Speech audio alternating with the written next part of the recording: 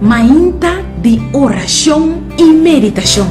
Põe Deus na primeiro lugar. Junto com Heavenly Doran.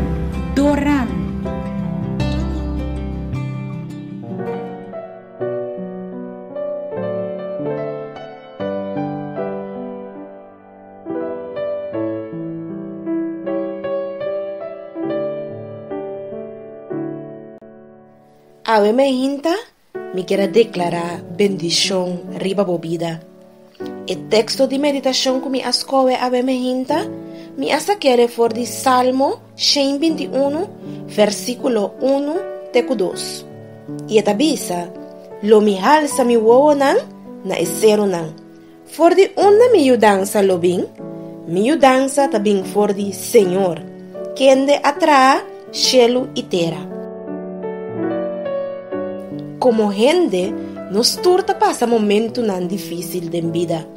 Como gente, bota quebra, pero ora boisa bo cara na laira e mira de uma boa dança tabini, botanha força na renovar para seguir para dilante. Ave me que encorajava mi irmão. Ânimo, mi irmão. Boa dança tabini de Senhor e corda que sempre tem gente que está passando pior que pode em sua vida. Tapesei, apesar de tudo o qual que está passando, agradece a Deus para turcos. Laga para a oração todo dia, tá? Tata, apesar que o inimigo está batendo, apesar que o inimigo está por moda de quebrar-me, apesar que o inimigo está matando todos os meus sonhos, apesar que o inimigo está quitando minha alegria, dá-me força, sabedoria e fortalecer-me para me pôr passar dor de cada prova. Obviamente, nós estamos em uma palavra de oração. Do Jesus que te vai dar altura no cielo, todo honor e glória me dá na abo.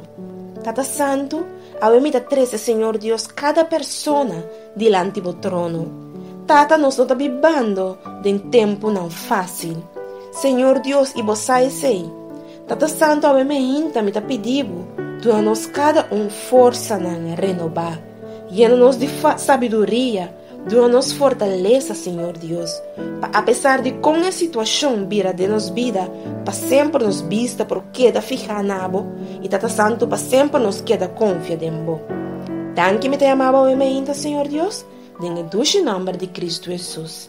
Amém.